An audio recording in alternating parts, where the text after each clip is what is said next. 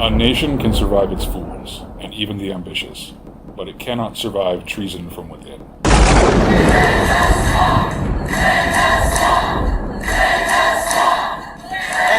been wrong about the wars. They've been wrong about jobs. They've been wrong about everything. The question is, are they stupid or do they have a plan? I actually think for the most part, they have a plan, but some are not too smart. Welcome to the Horrible Deplorable Show, the anti-globalist America First program dedicated to dehoaxing the media and destroying the narrative. Here's your host, the founder and editor of the Daily Stir, Matt Wingard. Welcome to the Horrible Deplorable Show. My name is Matt Wingard, and I am the Horrible Deplorable. As always, with me is my good friend Doris. Hello, Doris. Hello, Matt.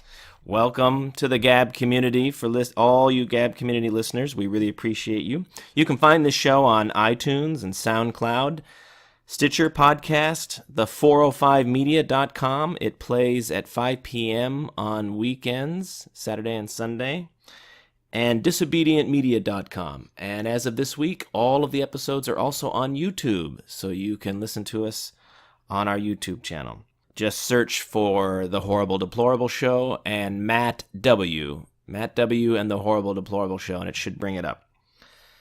Do me a favor and write a review. We still need a few more reviews out there to get the podcast to pop a little bit on the rankings. So if you are on iTunes or whatever program you're using, I would really appreciate it if you would write a review if you are a listener of this show. This is a shout out to Derek Smiley. Thank you for listening, Derek.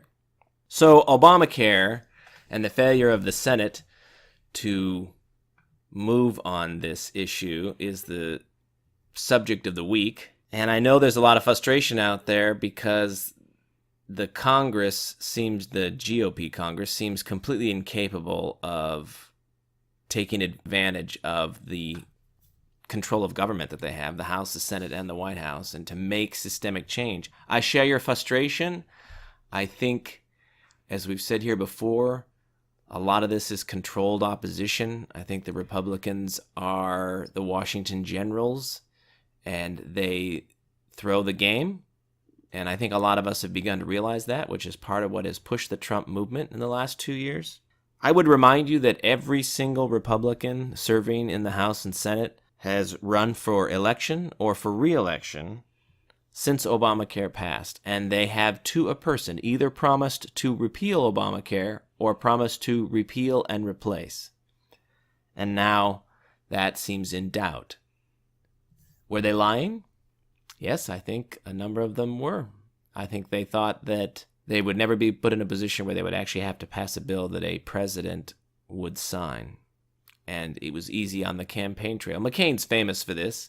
He campaigned on suddenly because he was up for re-election and facing a tough primary last year. Suddenly he's all for building the wall. He starts running these ads about how he's going to build the wall. No one, come on.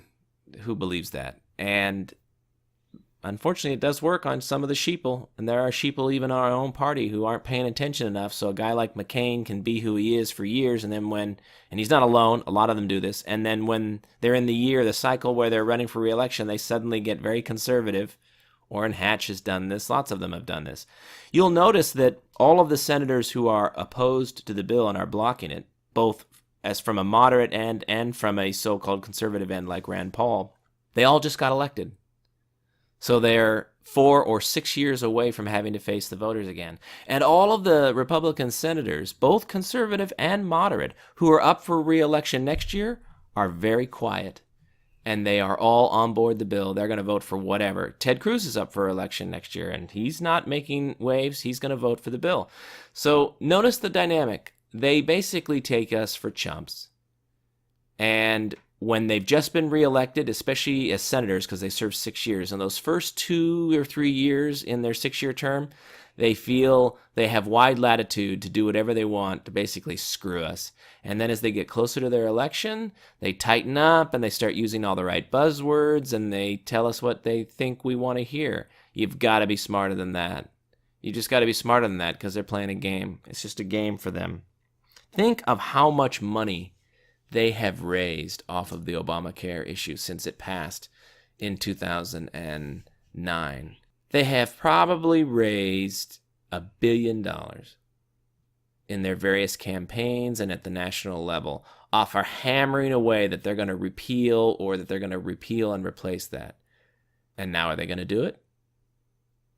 No, they're not. Doris is convinced the Senate will not get anything out. I'm still a bit dumbfounded on this. I cannot imagine a way forward for them if they don't pass something. Everything's tied to it. The tax reform, the infrastructure bills, it's all part of they're all links in a chain. And if they can't pass this, then they're probably not going to accomplish anything, any legislatively significant bill in the first year. And I can't imagine. It's such a complete and total failure to perform. And the repercussions from the base, I think they know it. We all got an email, maybe you all got it too, from Romney, this gal who runs the party now, RNC, and she clearly understands that failure is not an option. They're panicking, and they should, because an inability to deliver is just it's a complete cluster. And they have to do it. But we'll see if Doris is right.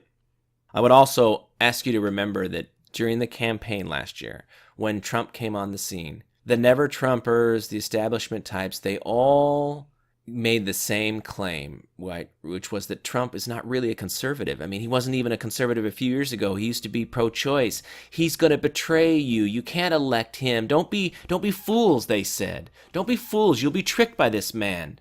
And he's just P.T. Barnum.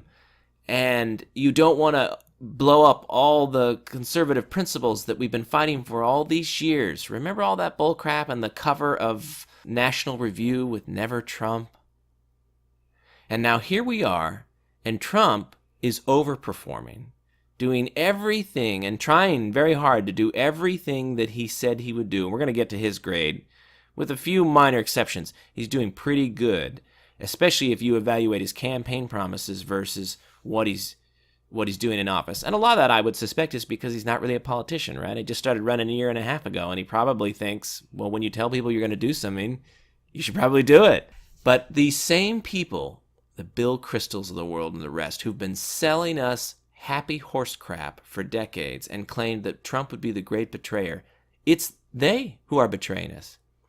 It's the GOP in the House and the Senate that can't pass anything significant. They can't take advantage of what may be a temporary control of all of the government. They're not performing. Once again, right? They told us if we need the House. Then they said we need the House and the Senate. Then they said we need the House, the Senate, and the President. And now, of course, you know what is next. They're going to start saying, well, we need more senators. We have to have 60 votes. It's just one crap sandwich promise after another. They're never actually going to do it. It's rather been a house of lies, hasn't it? I mean, they convince themselves that they're doing the right thing, but they're really lying to get what they want politically. And Rand Paul's no better. When a guy like Rand Paul is telling you at the last second, I'm a no on this bill, and he's killing it because it's not conservative enough, it's not free market enough, he's just fundraising. He's just thinking about, and we go back to my point again about how they're all protective of their own brand. I mean, Rand Paul cannot on his own pass anything. The whole point of the legislative body is you have to make alliances, you have to work with other people, you have to get to a majority of votes. Rand Paul's position cannot pass the Congress, and he knows that. And I would, again, look at Ted Cruz. Rand Paul just got reelected. Ted Cruz has to face the electors next year. Normally, they're simpatico on every issue, but Ted Cruz is being very quiet, and he's ultimately going to support whatever bill comes through because he knows he needs to pass something to face the voters. Rand Paul just got reelected, and so he's basically just going to fundraise and build his brand. He's bitter about the fact that his presidential ambitions went nowhere, and he's just going to tell you he's going to play the part of the pure conservative, but it doesn't gain anything. He doesn't gain anything, and he sabotages the entire train of accomplishments that the Republicans are trying to get done in the next 2 years and that the president wants. So it's like it's more important to him to be an obstructionist than it is to get anything done. Well, it's his brand. It's his brand that he's this libertarian conservative and that he stands outside of them. And look, I'm all for this at certain moments, but at the moment at which you're actually trying to get legislation done, it's the difference between the Freedom Caucus on the House that looked as if they were going to be obstructionists, but ultimately they buckled down and they asked for some changes, and then they agreed to the compromise and they moved the bill. They did the best they could, and then they got on board because they wanted to keep the train moving, the legislative train moving. Rand Paul just kills it. It doesn't look like he's looking for anything. I've been watching this very carefully, and it doesn't look like they can give him anything that he wants. And so he's going to remain a no, because that allows him to remain pure to his brand. And I'm sure he's fundraising the hell out of the whole thing. But it doesn't help. He's not helping us in any way, shape, or form. And I would argue that if he was facing re-election next year, you'd see a different Rand Paul. It's just a crap sandwich, folks. It's a crap sandwich. And they are selling it in their vending machines every day. And they watch us eat it. And they just laugh to themselves because they collect the checks and the healthcare benefits. And they live in the nice houses. They're the elites. And they just treat us like crap. My final thought on Rand Paul is that 10, 20 years from now, when we're finally implementing single payer, because Republicans never passed an alternative, and the longer this goes on, the more we just inch towards socialized health care. The Democrats are winning. They've been winning on this for a long time. The whole point of Obamacare was just to further wreck the market and to further complicate things and to vastly increase the number of people that are receiving Medicaid, so that it's, they figure it's an entitlement, and once we've never taken an entitlement away. This bill actually takes an entitlement away. It may do it over time, but it would be the first time in American history that we've actually attempted to remove an entitlement. If down the road, as I suspect, if they fail to get this done, down the road, we will have socialized medicine. On that day, when that Democrat president is signing that bill, think back on Rand Paul and his noble fight to stay pure this week. I would argue it would be important to think of Rand Paul at that moment and remember that he helped get us to that point. So where do we go from here? I know a lot of you feel betrayed. How to take action. Some of you are in blue states. Some of you are in red states. In an ideal world, we would go after everyone. Not everyone, like I said, who's betraying us in the Senate. Matter of fact, almost no one is up for re-election in 2018. The 4 or 5, 6 senators that are really the problem are not up for 4 or 6 years. But somebody needs to be primaried. I say, what's the point of having the House and the Senate if they're not going to do anything important? If you have President Trump, he can veto Democrat bills. It's basically the mirror opposite of when we had Obama and the Republican Congress.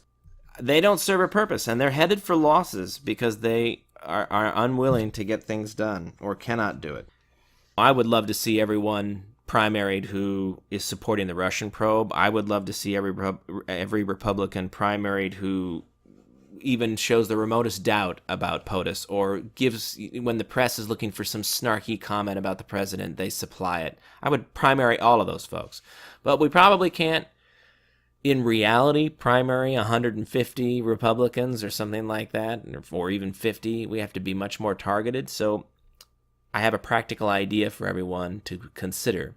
Whichever state you're in, do an evaluation of your delegation, all of your Republican senators and House members. Maybe you only have one. Here in Oregon, we have only one. But do an evaluation of your delegation and figure out who you think is the weakest member of that delegation as far as supporting Trump, supporting the president, supporting the president's agenda, and the rest. And then target one member of your delegation for a primary.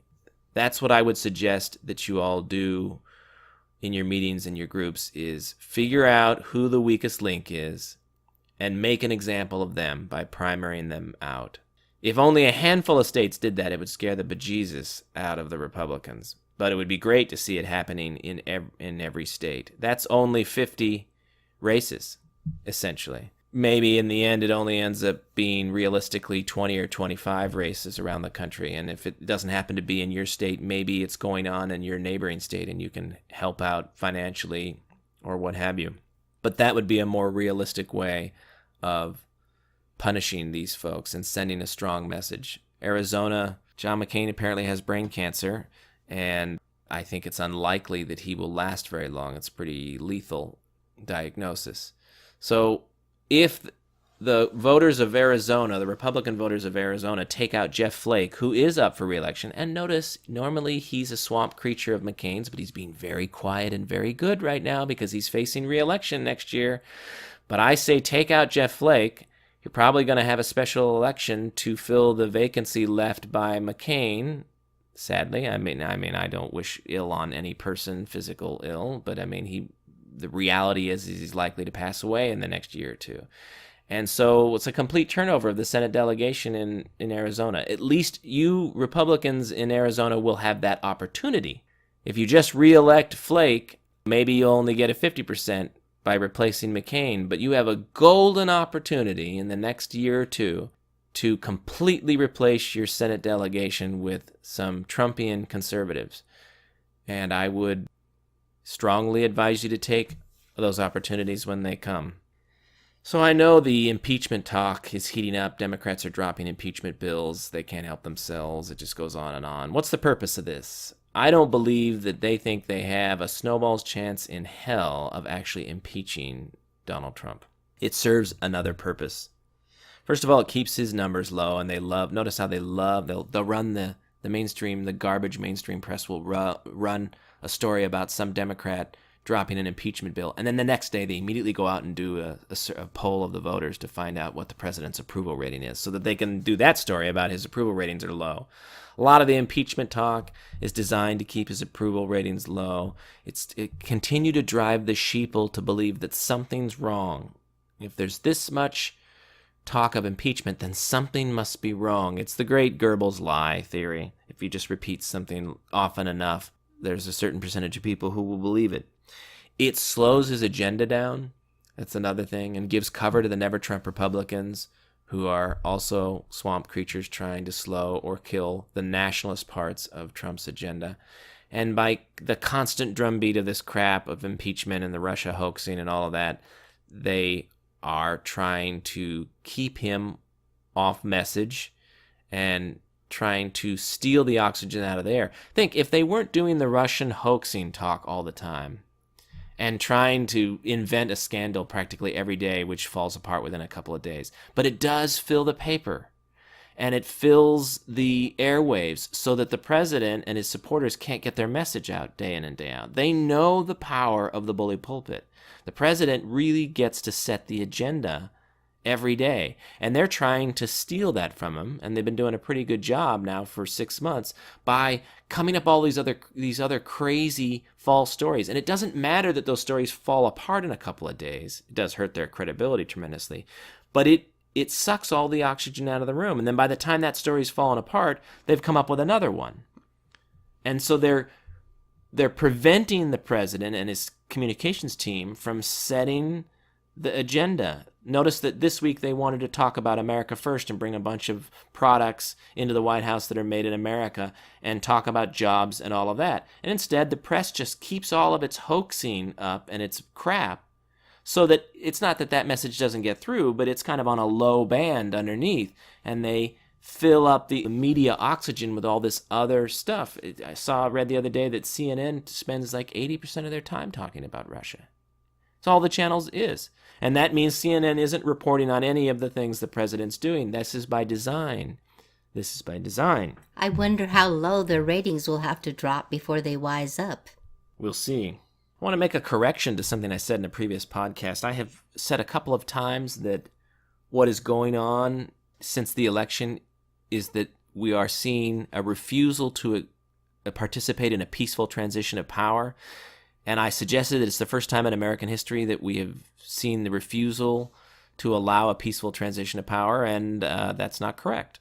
I thought about it some more, and I realized we have had one previous episode in 1860 when Abraham Lincoln was elected, and once again the Democrats refused to allow a peaceful transition of power. But within 6 months of his administration, they had begun the process of seceding from the Union. So it's the Democrats, once again, and for only the second time in American history, refusing a peaceful transition of power. And I wanted to make that correction.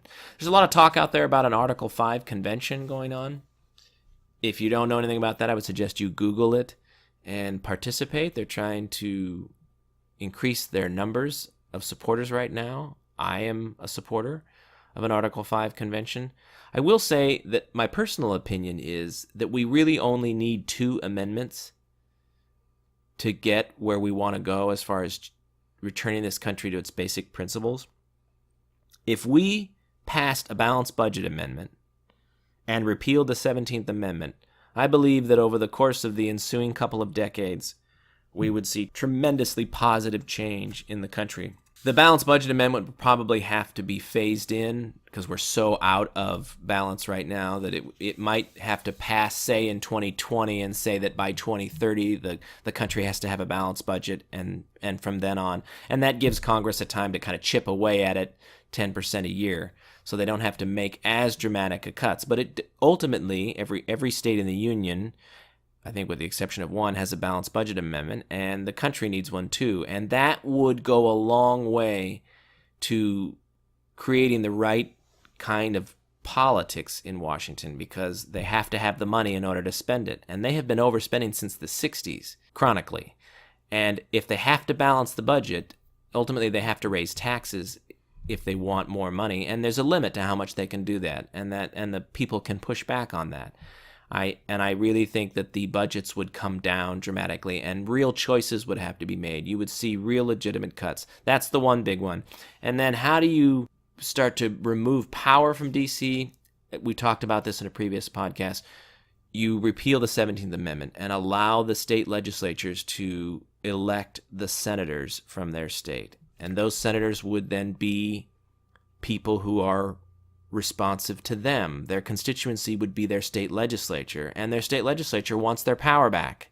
And it would be the senator's job to return that power. Right now, a U.S. senator has an incentive to grow government power in D.C. because that's their power, their ability to give out pork and rewards, and they run on that.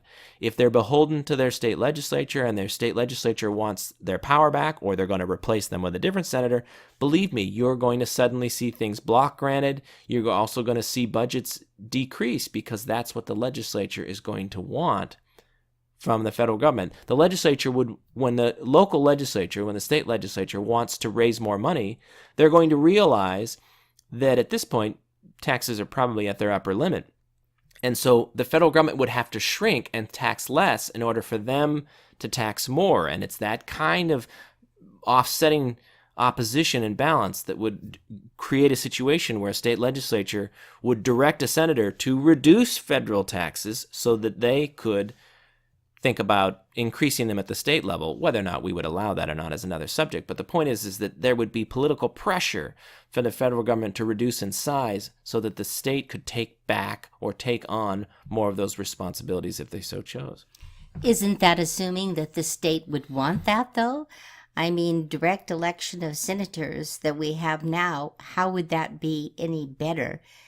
For example, in Oregon, the state is ruled by the Democrats. And so what makes you think that the legislature appointing our senators would be any better than what we have right now? Well, first of all, it can't be worse.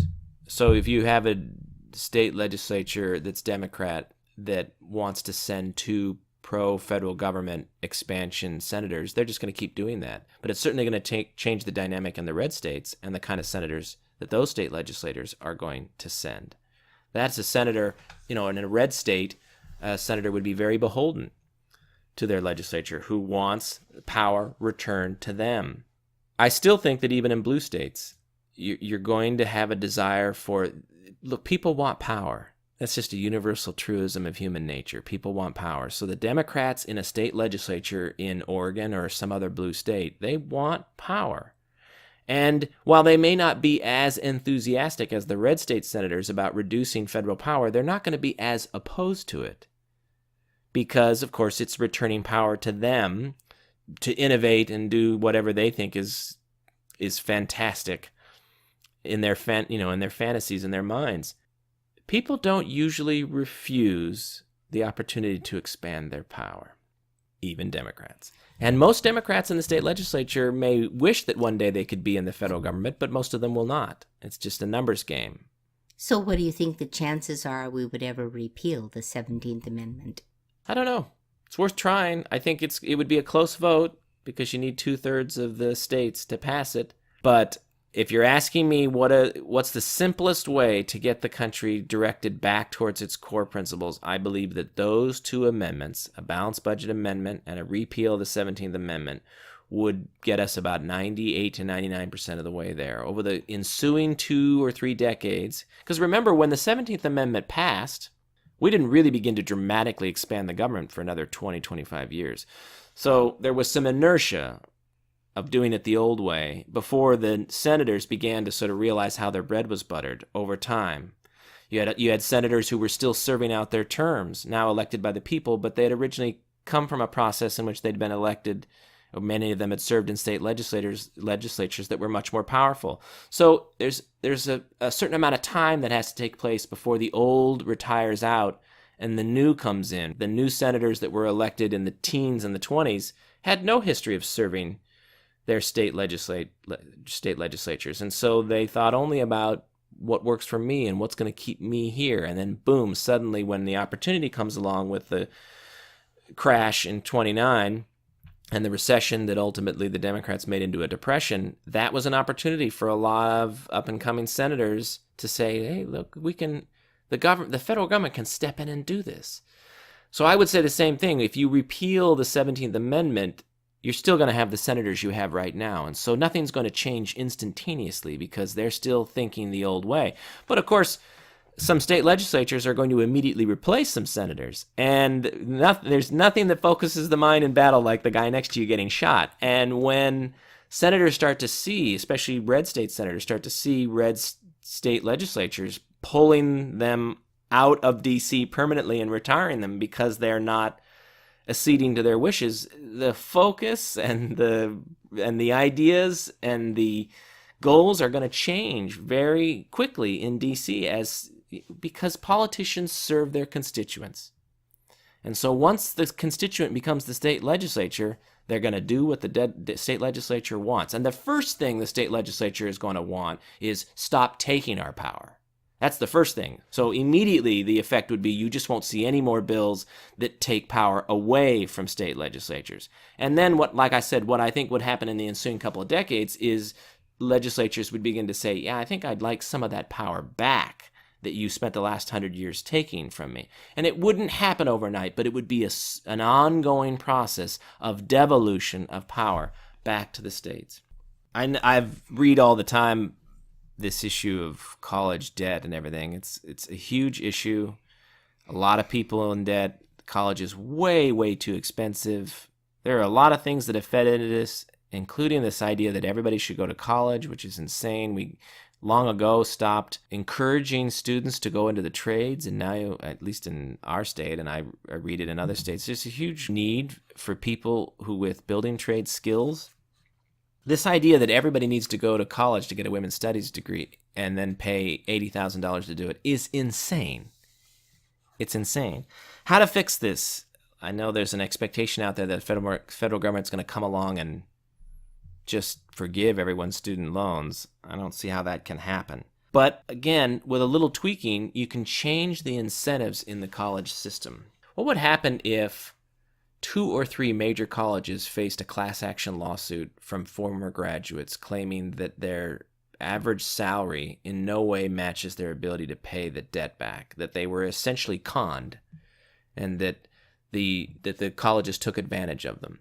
Like the tobacco settlement or any of these other class action lawsuits, it would only take a couple settlements before all the colleges would begin to change their behavior, because if they face steep financial consequences for just handing out liberal arts degrees as if they were vending machine snacks and racking up, they act like credit card companies, right? They just get these kids to come through and rack up a huge debt, and then they expect them to be indentured servants, wage slaves to them for the rest of their lives. They need to be sued.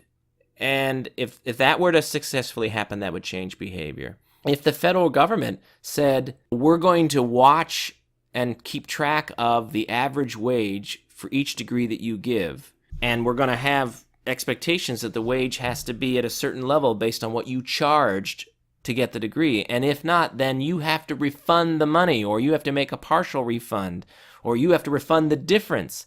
These kinds of things would anything that would tell the colleges you're going to be held accountable for the number and the kinds of degrees you give and what kind of a wage the person then gets with that out in the real world would immediately change behavior.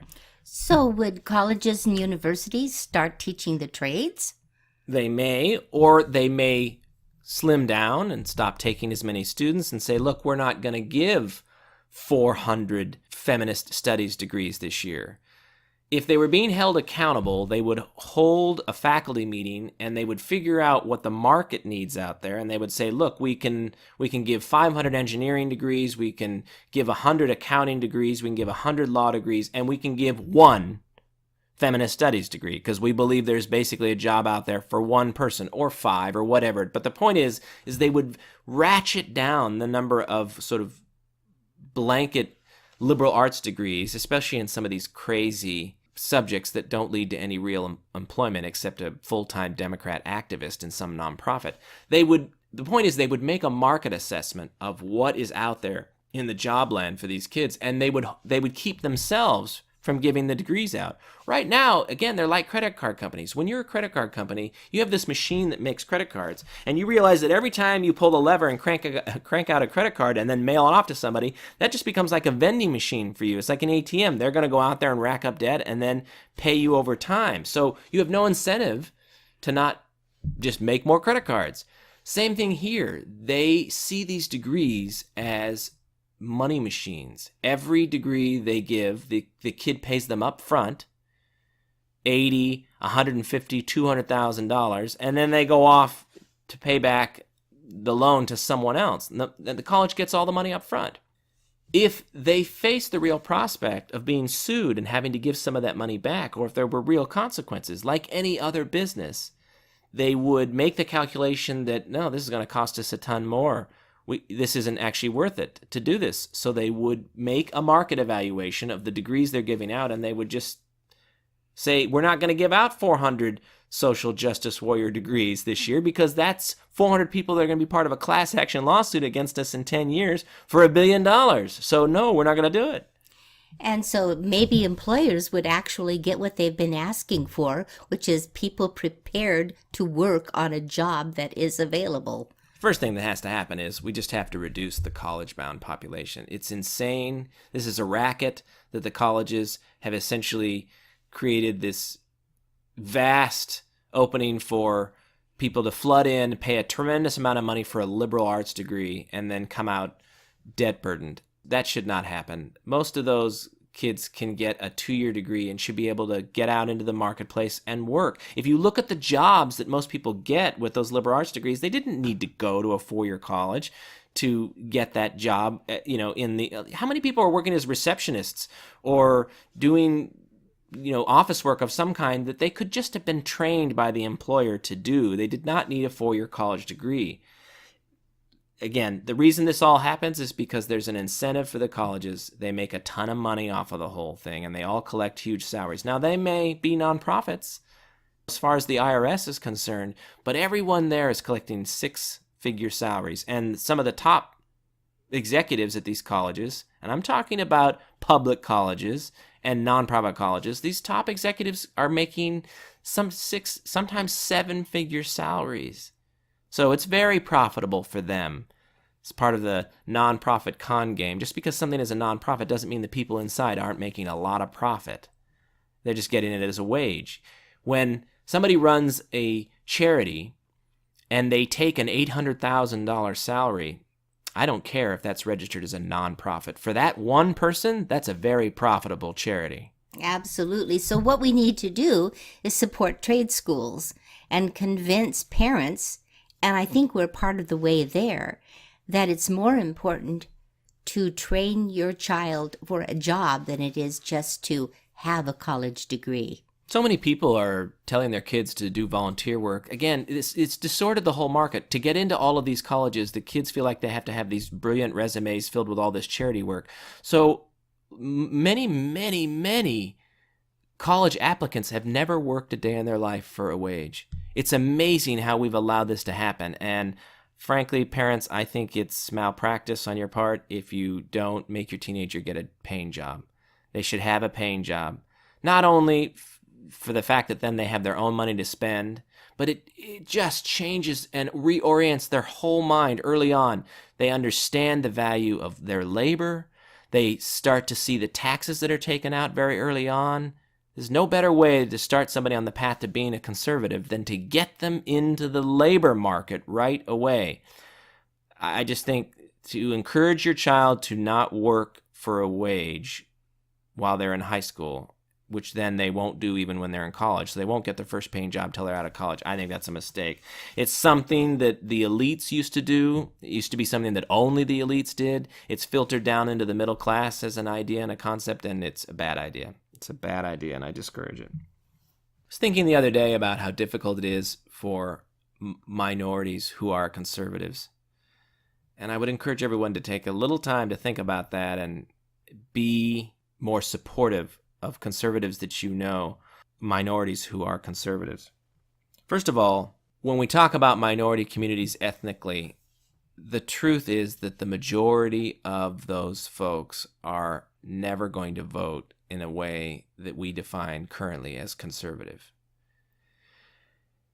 I wish that that weren't the case, but the statistics on this have been reliable and consistent over many decades. It is what it is. So when a minority, an ethnic minority, is a Republican or a conservative, they're automatically a minority in their minority. And they get treated as if they are a traitor. Think of the way the Romans or some ancient civilization would have treated a traitor. And that's how minorities get treated by their fellow minorities when they are conservative. It's pretty vicious. The language that's used and the social ostracization, they're treated very, very badly. It's also very difficult for the many minorities who are conservatives harbor the fantasy or the hope that at some point a majority of their group will agree with them and vote conservative or vote Republican or just think in a conservative fashion. And it's a false hope. And I can understand what draws somebody to want to believe that that's true.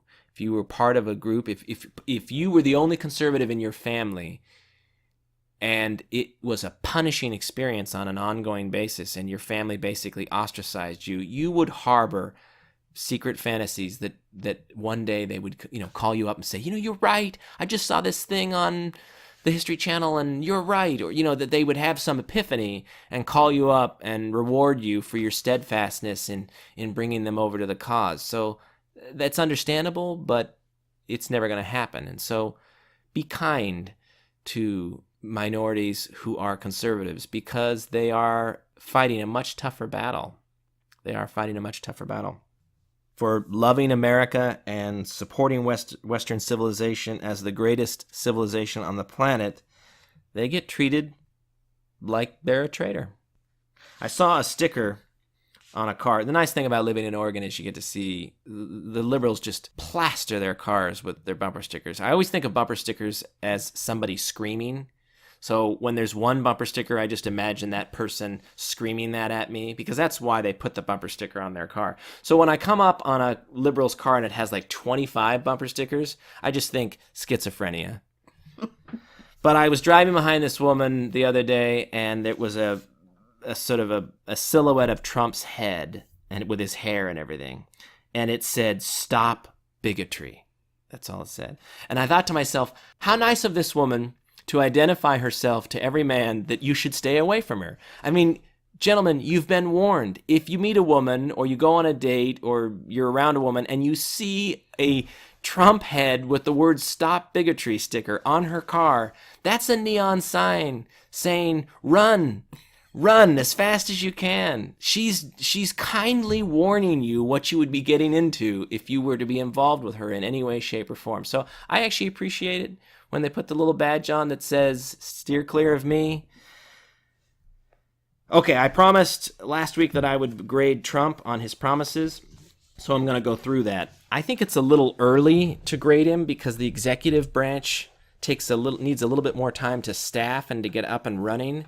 I would give him a little bit more leeway than I would the Congress. First of all, most of them have been there before, and they are fully capable of drafting bills and getting right to work on day one when they come into office in January. So they don't need lead time. They should be ready to go. And we talked about that last week. They're just dismal. But Trump's, brand new, never even been in D.C. as a politician. He has to staff up. They did some wonderful things with the executive orders, which was stuff that they had control over in the beginning. But it does take the executive more time to sort of turn some of these agencies around. So that said, I'm going to give some letter grades and go through some of Trump's major promises. Number one, immigration, obviously. I give the president a B on immigration, and here's why. What were the promises? Build the wall, make Mexico pay for it. It does appear as if progress is moving forward on the wall, not very fast, not very many miles, and we're still seeing no indication about how Mexico is going to pay for it. I haven't given up on it, but I'm grading him on 6 months in at this point. An end to illegal immigration? Well, they've about an 80% reduction in the crossings illegally coming over, but we have a very large illegal immigrant population already living in the United States, and we need deportations. They say deport 11 million. I think it's more like 30 million illegals in this country, perhaps even more than that. And ICE is out there boasting about 1,000 or 5,000 deportations. I've done the math. They're on pace to deport about 1 million people over the course of 8 years at their current pace. That's not enough. Now, they're ramping up, and I'm looking forward to seeing larger numbers, but they're not deporting at the rate that they need to. The other thing we don't know quite yet is how many people are self-deporting. Reforming the H-1B visa? The Labor Secretary was the wrong pick for that. We'll see how that goes. Reduce or end Muslim immigration into the country. We're tracking that. It does look like they just hit the 50,000 refugee annual limit, so there aren't going to be any more refugees let in for the rest of the year, but the years for the federal government start and stop in October. So it's going to be a few more months before they can begin accepting more refugees. It looks like they didn't completely eliminate Muslim refugees, but they basically no Christians were getting in, and almost the entire 50,000 annually under Obama were Muslims. They've gotten that to about 50-50 this year in a very short order. They managed to reduce the number of Muslim immigrants and increase the number of Christian immigrants from the Mideast that were coming in, and I suspect that they're on pace maybe for next year to have that completely turned around. So that could end up being a positive outcome. The visa ban has been slowed by the corrupt court system that the Democrats have engineered, but it looks like the Supreme Court is ultimately going to agree with the president on the visa ban. Does it mean very much? Probably not specifically, because the State Department did what it wanted to do, and the visa thing's been on hold until the Supreme Court just recently allowed it to go forward. Probably didn't have a tremendous amount of effect on it in itself, but the ruling that will come from the Supreme Court saying that the president has broad powers to do this, that will be an important victory going forward. And then once he has that ruling in hand, look out. The president may start issuing some more severe orders once he has a Supreme Court ruling in his hand that tells him he has free reign. DACA may be ended. This is the Dreamers. It may be ended by the courts. It looks like a dozen or so red state attorney generals are going to sue that it was not appropriate. Obama didn't have the legal authority to do what he did, and the Trump folks may just sit idly by and let the courts end the Dreamers program on their own. I think that is going to create a little bit of a impetus for an immigration bill to move in the House and Senate. They seem so incompetent now, I can't even imagine that process. But there does appear to be a lot of progress. He gets a B because when it comes to the wall and deportations, it's not fast enough. I'm unhappy with the pace. But I only give him a B and not lower because we're 6 months in. It does look as if things are ramping up, and I want to reevaluate this at the end of the year to see if they've increased the pace of these things. Second promise was to end bad trade deals. End bad trade deals. Well, I have to give him a D at this point because we haven't seen a lot of progress on that. And he's sort of indicating that we're not going to see a complete rewrite of NAFTA that may be tweaked around the edges. A lot of what's happening is happening behind closed doors. We don't see it right now, so it is a little difficult to evaluate. He did end the TPP, and so that was good. Maybe he deserves a little bit better than a D because of that, perhaps maybe a C. But when it comes to NAFTA and the WTO and South Korea, and even promising that he would label China a currency manipulator, Whatever the reason, it may be good because he's negotiating issues around North Korea, but at the end of the day, on this topic alone, there hasn't been a lot of progress made, and I don't think he deserves a very high grade at this point. Foreign policy. What was the major foreign policy promise? No more wars, right? So he has, I think, basically two big promises to fulfill. One was explicit, the other was implicit. The explicit promise was, don't get us involved in any other major combat of any kind. And then the implicit promise was that we need to somehow wrap up what's going on in the Mideast between Iraq and Afghanistan and get ourselves extracted from that. And at this point, I'd give him a B-. There's talk of troop increases in Afghanistan, but I haven't seen any dramatic increase or scaling in what we're doing. I'm not a big fan of the Defense Department budget increases the president wanted, but it's not like he's breaking a campaign promise. He did say that he was going to build up the military, so he is doing that. Has he found a way to end our involvement in Afghanistan? Not yet. Again, it may be a little early. We don't exactly know what they intend to do there. They're doing great work defeating ISIS. He promised to defeat ISIS, and they are taking back territory. They just took back Mosul a few weeks ago. So major progress there. Said he would make allies pay for their own defense, things like NATO. There are increasing payments from NATO, but I don't see our allies in the East, like Japan and South Korea, being, at this point, agreeing to pay more. So that's still a work in progress. He said we'd get along with Russia. The elites, our betters in D.C., seem absolutely opposed to that. The Trump derangement syndrome doesn't even begin to describe how nutty what comes out of D.C. on Russia is. I just, at this point, roll my eyes because it's almost inexplicable. It's just so crazy train. But he said we'd get along better with Russia. I think he's trying his best. Frankly, my advice would be to just go full bore on this. I don't think they can become any more hysterical. And frankly, they're so hysterical, people are tuning them out. I would return the compounds to the Russians, and I would announce joint military exercises, and I would invite Putin to a state dinner at the White House, and I would just basically throw the whole D.C. establishment off balance and say, I'm correcting this relationship, and you can go around claiming that he and I are best friends and that we engineered the election all you want because it's just nuts. I would advise him just to charge right into the hurricane and change this relationship with the Russians, because it makes no sense for us to have such a hostile relationship with them, and there's a lot that we can accomplish together. And I'm going to continue to keep bringing up Turkey. Everything that they say is terrible about Russia, we are watching unfold in Turkey. The repression of journalists, the arrest of dissidents, the murdering of Kurds that goes on in eastern Turkey as a matter of course. This is, the guy just voted himself, Erdogan just voted himself constitutional changes and immense powers. This is all the stuff they accused Putin of. There's even talk that some of the stuff that goes on in Turkey is some false flag operations designed to increase his power. I don't know whether that's true, but they accused Putin of the same thing. My point is that there isn't anything that Putin is accused of that isn't true of Erdogan in Turkey. And where is the Turkey derangement syndrome in this country and among our DC elites? Turkey is connected to NATO, not a member, but constantly petitioning and considered part of Europe. If their democracy is dissolving, that's a much, much bigger deal than Russia, which is actually in better shape than it's been in 100 years. I mean, they used to be communists, for darn sake, and they're not that. So I would say you're actually seeing progress relative to itself in Russia, but you're seeing a complete regression in Turkey. Everything that Ataturk accomplished in Turkey is being thrown out the window, and the extreme side of the Muslim religion is taking hold in Turkey. And I don't see people getting all crazed about that, and that's why I think I bring it up, because it just shows the hypocrisy that they don't really mean the things that they say about Russia. There's something else at work. And don't we have bases in Turkey?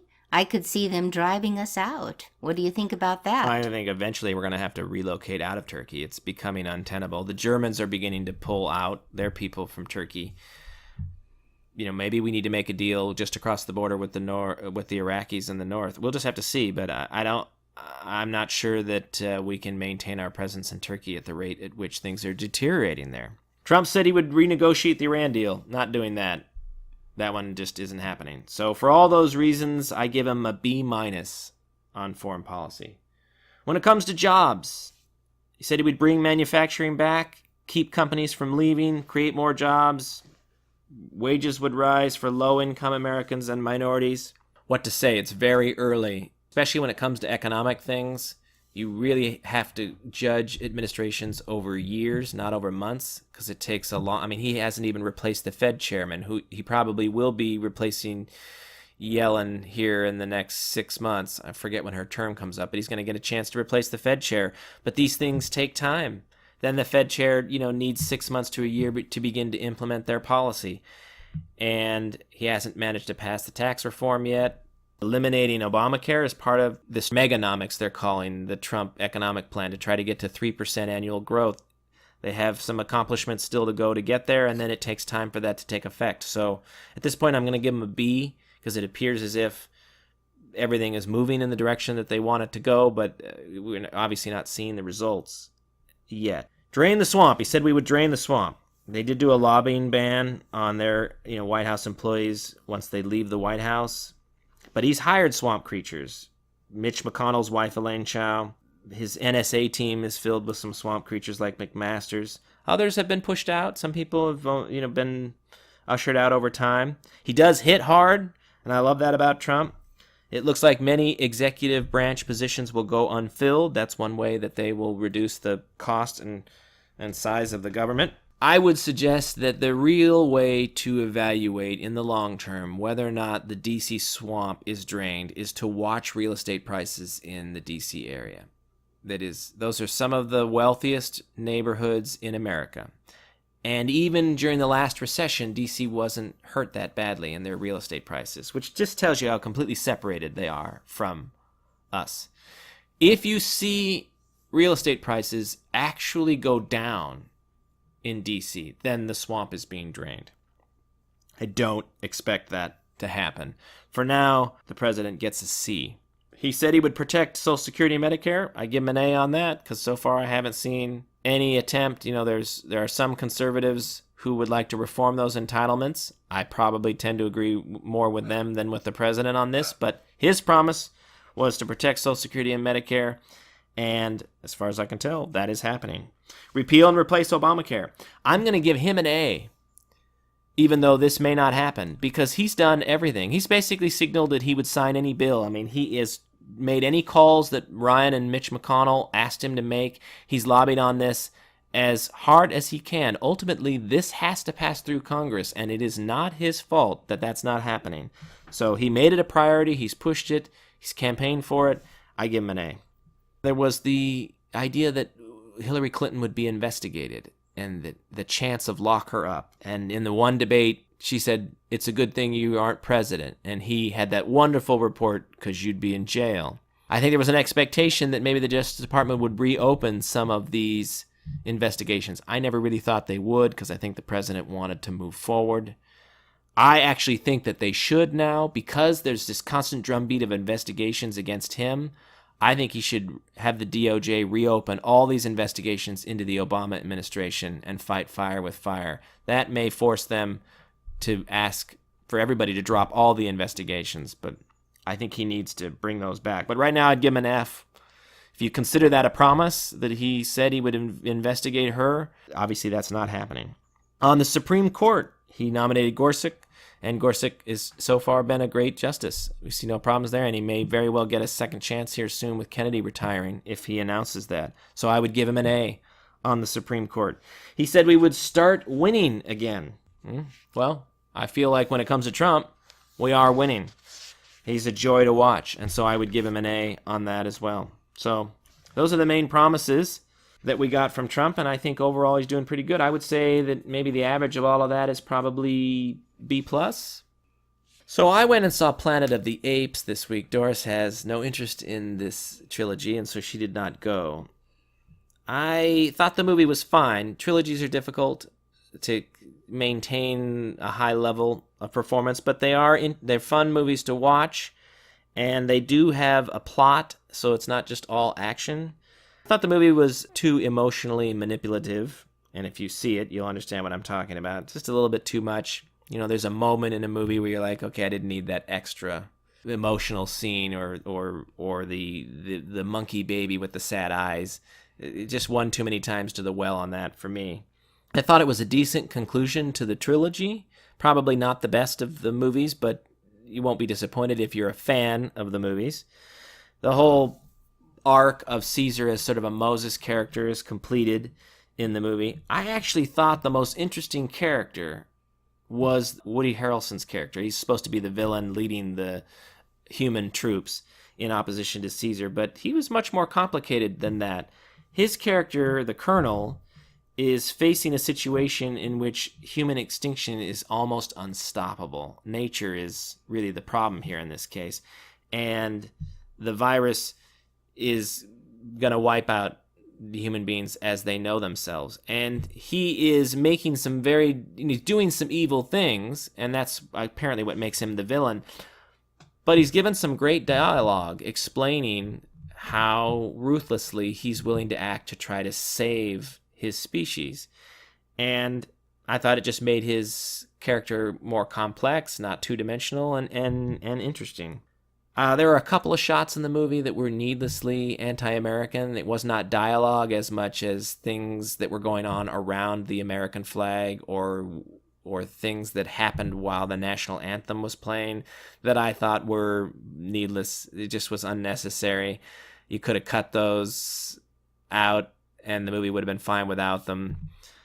So I give him some minus marks for that. I had absolutely no idea that the main orangutan character in the movie, Maurice, was a female. I was reading a review afterwards, and they kept mentioning she, and I had no idea that his best friend, Caesar's best friend in this whole movie, the orangutan, was a female. So I'm telling you that because now you know what I know. Overall, I thought the movie was fine.